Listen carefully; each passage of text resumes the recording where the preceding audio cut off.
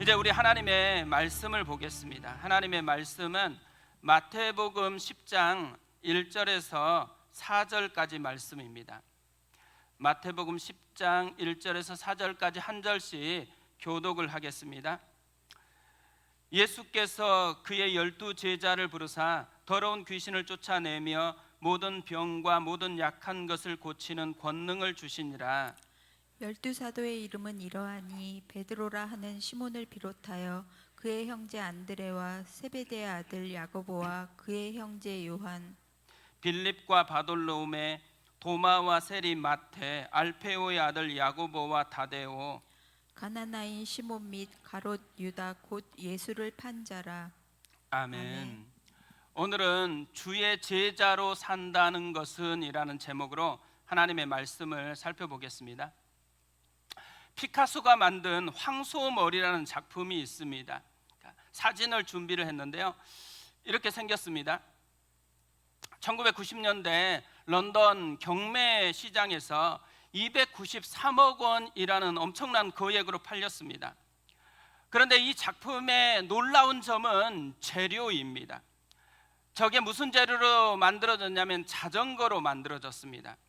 피카소가 파리의 길거리를 걷고 있는데 버려진 오래된 자전거가 보이는 것입니다. 작업실로 가지고 와서 자전거의 안장과 핸들을 떼어내 가지고 안장 위에 핸들을 거꾸로 붙였습니다. 하찮은 쓰레기가 놀라운 예술 작품으로 재탄생을 하게 된 것입니다. 오늘 설교를 왜 황소머리로 시작하냐면요, 오늘 말씀에 나온 사람들이 비슷한 모습이기 때문에 그렇습니다. 보잘것없는 자전거 같았던 사람들이 위대한 작품과 같은 모습으로 변화되었기 때문에 그렇죠. 12명의 제자들입니다. 오늘 말씀은 이 제자들의 공적인 임명식과 파송식에 대한 이야기입니다. 예수님께서는 제자들을 한 명 한 명 부르셨습니다. 또 예수님의 제자가 되고 싶어서 따라왔었던 수많은 무리들이 있었습니다. 이런 많은 사람들 앞에서 공식적으로 12명을 제자로 임명하고 이들의 이름을 하나하나 발표하고 있습니다. 2절부터 4절 보면 이렇게 되어 있습니다. 12사도의 이름은 이러하니 베드로라 하는 시몬을 비롯하여 그의 형제 안드레와 세베대의 아들 야고보와 그의 형제 요한, 빌립과 바돌로메, 도마와 세리 마테, 알페오의 아들 야고보와 다데오, 가나나인 시몬 및 가롯 유다 곧 예수를 판 자라. 사실 이 이름들은요, 다 지금은 굉장히 자랑스러운 이름들입니다. 하지만 예수님이 불렀을 때 이때는 어떤 모습이었을까요? 사실 이때에는 이 이름들은 다 별 볼 일 없었던 평범한 이름들이었습니다. 대부분 갈릴리라는 시골 출신입니다. 어부들이 가장 많았습니다. 맨 처음 등장하는 베드로, 안드레, 야고보, 요한 모두 다 같은 동네의 어부 출신이었습니다. 심지어 이 네 사람이 언제 제자로 부름을 받았을까요? 물고기를 엄청 잡아가지고 실력을 인정받을 때가 아닙니다. 밤새 수고했지만 한 마리도 잡지 못하고 돌아왔었던 새벽에 예수님께서 제자로 부르셨습니다. 뭘 얘기하는 거겠어요? 평범 이하의 사람들, 그런 사람들이 제자가 되었다라는 거죠. 그런데 이런 제자들이요, 예수님이 승천하신 후에는 완전히 다른 모습으로 변합니다. 사람들의 인생을 변화시키고 사람들의 인생뿐 아니라 세상을 변화시키는 사람으로 변화가 되어지는 거죠. 그래서 사도행전 4장 13절에서는 이렇게 말씀을 합니다. 그들이 베드로와 요한이 담대하게 말함을 보고 그들을 본래 학문 없는 범인으로 알았다가 이상히 여기며 또 전에 예수와 함께 있던 줄도 알고. 쉬운 성경으로 이 말씀을 다시 읽어보겠습니다. 공의회 의원들은 베드로와 요한이 교육을 받지 못한 평범한 사람인 줄 알고 있었는데 이렇게 담대하게 말하는 것을 보고 놀랐습니다. 그제서야 비로소 그들은 베드로와 요한이 예수님과 함께 있던 사람이라는 것을 알게 되었습니다. 공의회 의원들은 당시 굉장히 잘 나가고 유명하던 사람들인 거죠. 근데 이들이 다 놀랬다라는 거예요. 뭘 놀랬어요? 너무 평범했던 사람들이기 때문에 놀랬습니다. 분명히 학교도 제대로 나오지 못한 평범한 사람이어가지고 평범하게 취급을 했어요. 그런데 그들의 하는 말이 다른 거예요. 담대하게 말하는 것입니다. 그들의 하는 행동이 다른 것입니다. 아무도 치료할 수 없어서 나면서부터 40년 동안 안진뱅이로 살았던 사람을 치료해 주었다라는 것입니다. 마치 버려진 자전거와 같은 인생이었는데 위대한 작품 인생으로 변했다라는 것을 이야기하는 것이죠. 이것이 제자들의 모습이고 제자들의 삶이었습니다. 예수님 당시의 제자들만 그런 것 아닙니다. 지금 이 시대에 예수님의 제자로 부름받은 사람들도 마찬가지라는 거죠. 고린도전서 1장 26절에서 29절에 이렇게 말씀을 합니다. 형제들아, 너희를 부르심을 보라. 육체를 따라 지혜로운 자가 많지 아니하며 능한 자가 많지 아니하며 문벌 좋은 자가 많지 아니하도다. 그러나 하나님께서 세상에 미련한 것들을 택하사 지혜 있는 자들을 부끄럽게 하려 하시고 세상에 약한 것들을 택하사 강한 것들을 부끄럽게 하려 하시며 하나님께서 세상에 천한 것들과 멸시받는 것들과 없는 것들을 택하사 있는 것들을 폐하려 하시나니 이는 아무 육체도 하나님 앞에서 자랑하지 못하게 하려 하심이라. 하나님은 지금도 보잘것없는 평범한 자전거와 같은 인생을 부르셔서 위대한 작품과 같은 삶으로 변화시키고 있다라는 것이죠. 그 주인공이 바로 우리들이라는 거예요. 물고기를 엄청 잡아서 인정받았던 그런 제자가 아닌 아무리 애써도 아무것도 잡은 것이 없는 삶에서 실패만 경험해서 정말 보잘것없다고 생각하는 우리들을 하나님께서 부르셔서 위대한 삶으로 초대하고 있다라는 거죠. 분명한 것은요, 예수님은 세상과는 굉장히 다르다라는 것입니다. 세상의 기업들이 어떤 사람을 뽑으려고 해요? 문제 해결을 잘하는 사람을 뽑으려고 하죠. 세상에서는 스펙이 그래서 중요합니다. 세상에서는 재료가 뭔지가 굉장히 중요해요. 왜 세상에서는 이런 스펙이나 재료를 중요하게 여겨요? 세상에는 능력이 없기 때문에 그런 거예요. 쓰레기 같은 모습을 위대한 작품 같은 모습으로 바꿀 수 있는 능력은 세상에 없기 때문에 그런 거죠. 하지만 예수님은 다릅니다. 버려진 자전거와 같은 인생을 제자로 불러요. 심지어 밤새 한 마리 물고기도 잡지 못했던 그런 루저 인생인 어부들을 사람을 낚는 어부로 주님이 부르십니다. 평범했던 사람들을 하나님 나라의 꿈을 이루는 위대한 삶으로 부르세요. 왜 이렇게 부르셨을까요?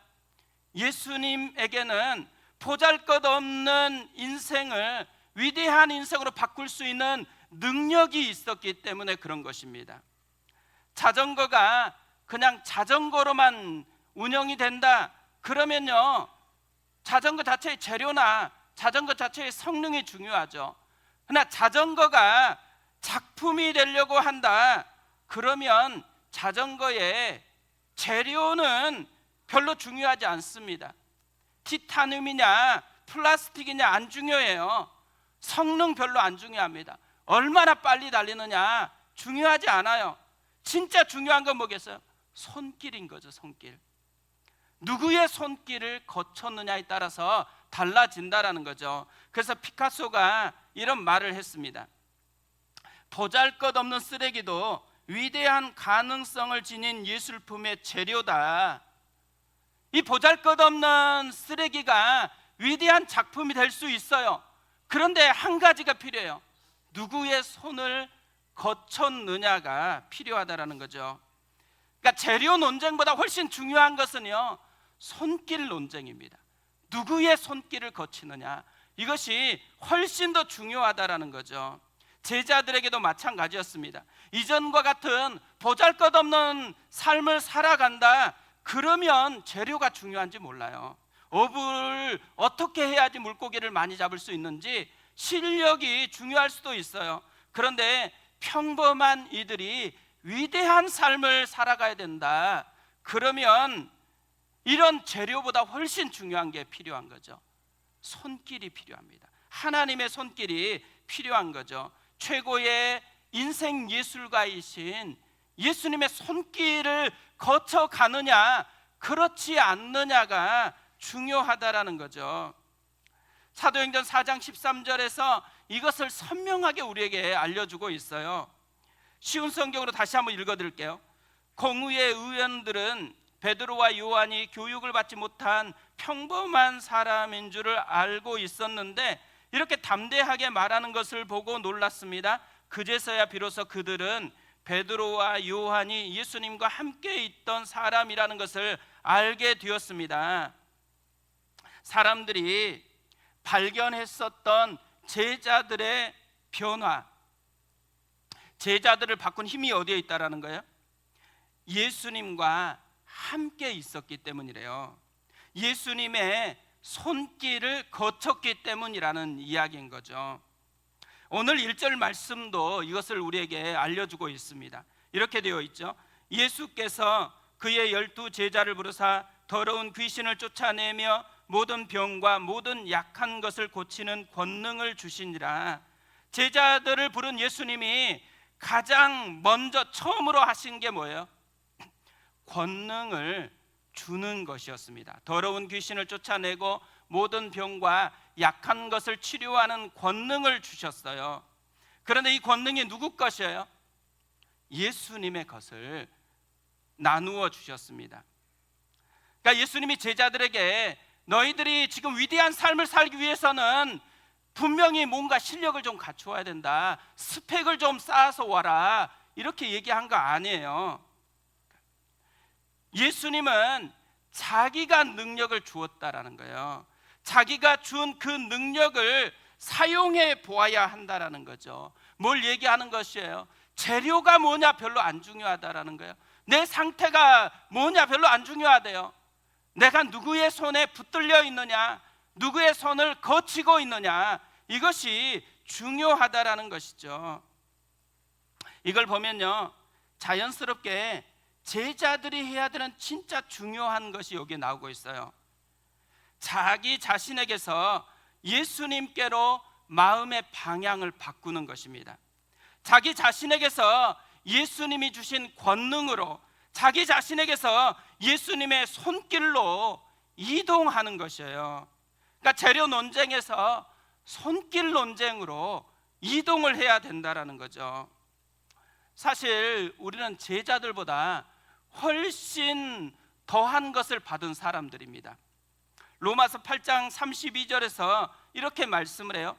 자기 아들을 아끼지 아니하시고 우리 모든 사람을 위하여 내주신 이가 어찌 그 아들과 함께 모든 것을 우리에게 주시지 아니하겠느냐. 예수님이 자기의 전부를 우리에게 주었어요. 이것은 모든 필요한 것들을 공급해 주겠다라는 신호에 해당한다라는 거죠. 그렇기 때문에 우리가 해야 되는 게 뭐라는 거예요? 모든 것을 주신 그분을 바라보는 것으로 마음의 방향을 바꿔야 한다라는 것이죠. 역대하 20장 12절 13절에 이렇게 말씀을 합니다. 우리 하나님이여 그들을 징벌하지 아니하시나이까. 우리를 치러 오는 이 큰 무리를 우리가 대적할 능력이 없고 어떻게 할 줄도 알지 못하옵고 오직 주만 바라보나이다 하고 유다 모든 사람들이 그들의 아내와 자녀와 어린이와 더불어 여호와 앞에 섰더라. 아람 군대가 쳐들어왔습니다. 여호사밧 왕과 이스라엘은 이것을 싸워서 이겨낼 만한 스펙이 없어요. 능력이 없습니다. 그런데 이들이 이겼어요. 어떻게 이겼을까요? 마음의 방향을 바꾸었기 때문에 이겼다라는 거죠. 오직 주만 바라보나이다. 여호와 앞에 섰더라. 우리가 어떻게 보면요, 매일매일 삶에서 해야 되는 진짜 중요한 게 여기 있다고 생각합니다. 마음의 방향을 바꾸는 거죠. 우리가 능력이 없고 어떻게 해야 될 줄 모르겠습니다. 거기서 끝마치지 않고 다음으로 넘어가는 거죠. 오직 주만 바라보나이다. 나는 아무것도 할 수가 없습니다. 여기에서 헤매고 여기서 끝마치면 안 됩니다. 2절로 넘어가야 되는 거죠. 오직 그래서 주만 바라보나이다. 여호와 앞에 섭니다. 우리 가정이 문제가 있어요. 해결할 수가 없어요. 그럼 뭘 해야 되는 거예요? 이스라엘 백성들처럼 모든 가정이 여호와 앞에 섭니다. 오직 주만 바라봅니다. 기도하면서 나아가야 된다라는 거죠. 최근에 제가 몇 분을 상담을 했거든요. 근데 이 상담을 하면서 깨닫게 된 게 있습니다. 상담하다 보니까요, 발견한 게 뭐냐면 우리가 생각보다 훨씬 더 많이 재료 논쟁에 에너지를 쏟아붓고 있다라는 것입니다. 그러니까 힘들어하는 대부분의 내용이 뭐예요? 다 재료 논쟁이더라고요. 내가 할 수 없어요. 그래서 너무너무 힘들다라고 이야기를 하는 것입니다. 할 수 없는데 자꾸 할 수 있는 것처럼 자기 자신을 붙들고 씨름하면 어때요? 좌절만 계속 생기는 거잖아요. 이때 해야 될 것, 마음의 방향을 바꾸는 것이죠. 할 수가 없습니다. 그래서 오직 주만 바라봅니다. 이것으로 전환이 돼야 되잖아요. 그러니까 또 자기 자신에게서 힘든 것이 아니고 이제 배우자에게 힘든 게 있어요. 아이들을 보면서 너무너무 마음대로 안 돼가지고 힘든 게 있습니다. 그런데 이런 힘든 것들의 공통점이요, 자기 힘으로 변화시킬 수 없는 것들이더라고요. 그런데 굉장히 그것 때문에 계속해서 마음의 에너지를 쏟아내고 있는 거예요. 그런다고 바뀌나요? 원망한다고 바뀌나요? 탓을 한다고 바뀌나요? 안 바뀌어요. 그런데 주님이 우리에게 놀라운 한 가지 초대를 하고 있어요. 그런 사람들에게 오직 주만 바라보나이다. 하나님 앞에 섰더라. 마음의 방향을 바꾸라는 것이죠.